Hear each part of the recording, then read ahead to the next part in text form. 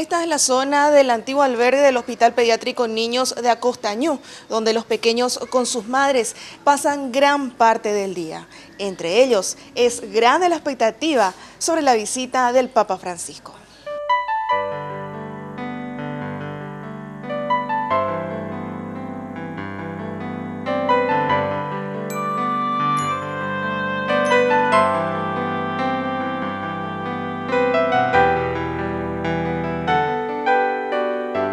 Haru aite gato porque gato peso está mi toco era o confía de la ñande yarare como vive la ñande yarare en oración.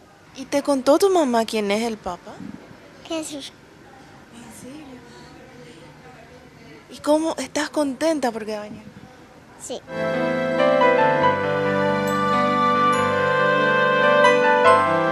Para las madres de los pacientes, la visita representa la esperanza de una recuperación de sus hijos a través de la fe.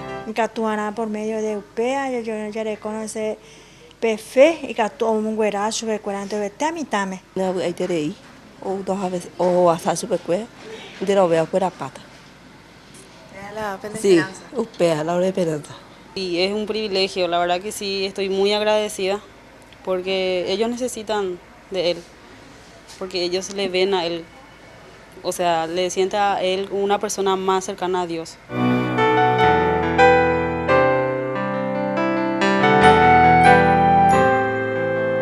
También los pequeños que asisten al aula hospitalaria y quienes recibieron aquí un trasplante de órganos están preparando obsequios para el Santo Padre.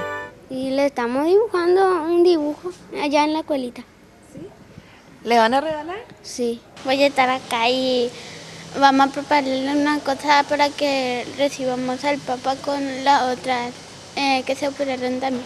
También entre el personal de Blanco es grande la expectativa acerca de esta visita histórica. Vamos a preguntar a algunos médicos a ver qué opinan.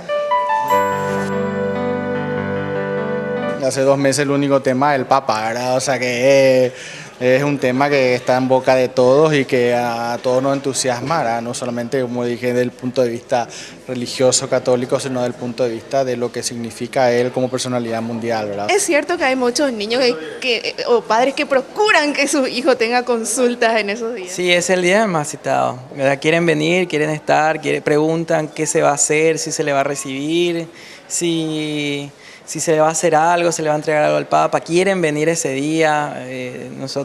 Yo al menos hago la recorrida los sábados y todos preguntan eso. O sea, van a tratar de estar por acá.